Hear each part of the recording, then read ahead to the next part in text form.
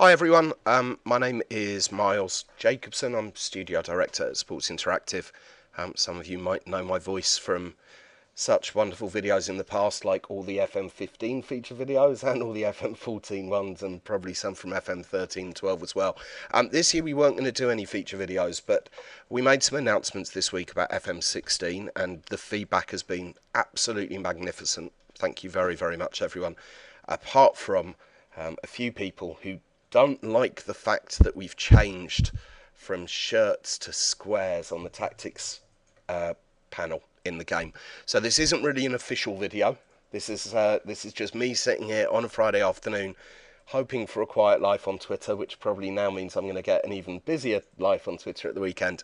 But just wanted to show you some of the functionality of the tactics screen. This was all stuff that we were due to announced between now and the game's release on November the 13th, but we've just decided to accelerate some of it and do it on a video. So what you can see in front of you here, this isn't minimum resolution, and we're deliberately doing the screenshots in minimum resolution this year. So obviously if you've got a higher resolution, you'll see more players on the screen.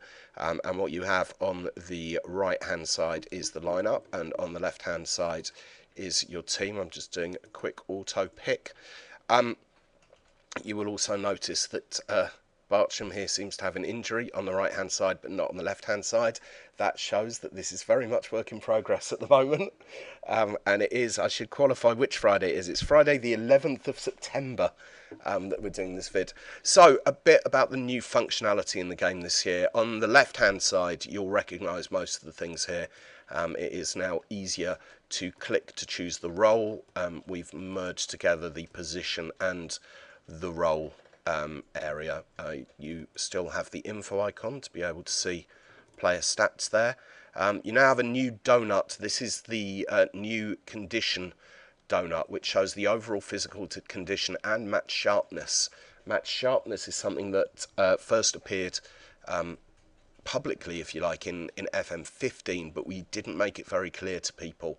And for those people who were complaining about lots of injuries in the game, we found out quite often that if they had a look at their lineups before, their players actually weren't match sharp, and that can affect whether you're going to get injuries or not.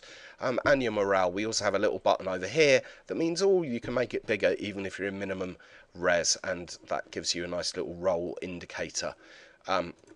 But when you're in min res, you also have now a very powerful pitch, and this is why we've changed from shirts to boxes, because we needed the extra space for the extra functionality.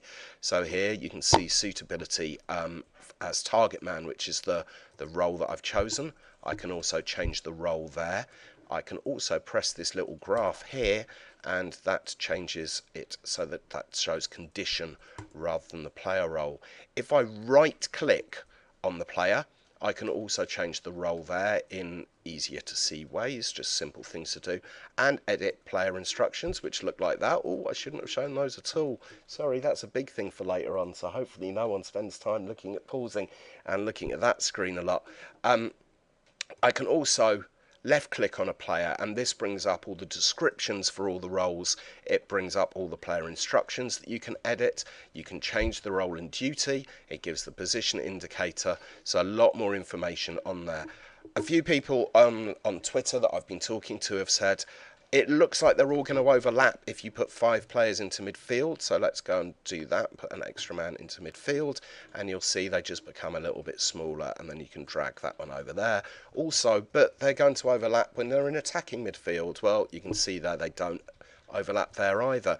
Now, if I change this player to a trequartista, they actually didn't move position at all. That's a bit annoying. If I move them to a shadow striker, then they do overlap a bit. But the reason they overlap as a shadow striker is because it's trying to show you that there is going to be some overlap there between a deep lying forward and the shadow striker. So if I move him to an attacking forward, they don't anymore. So if you do see them overlap, it might be that you want to keep your tactic that way, but it might also be that the players are getting in the way of each other. So, you can also obviously left click on the player and then go back. So hopefully you can see from this why we've added in the squares. There was a bunch of functionality there that wasn't possible by having kits, because the kits are too small, for example, to have that on there. They were too small to have the full name on there as an augmented name. You'd have to have these separate, so the screen just wouldn't be as good without these being squares, and that's why they're there. Plus, you can also click on them, as I said, in two ways. It's also a way to show people where things are interactive and where they aren't. So where you've got shirts, as we showed on the screen earlier for the assistant manager best 11, those are non-interactive. Where you've got squares, they are interactive. This video was meant to be 1 minute long. It's coming at 6 minutes, so apologies for that as well. Hopefully the social media guys here will still let me put it out. And have a great weekend, and really hoping that you're all looking forward to playing the finished version as FM16 as much as I am, because once it's finished it means I can sleep. Thanks everyone.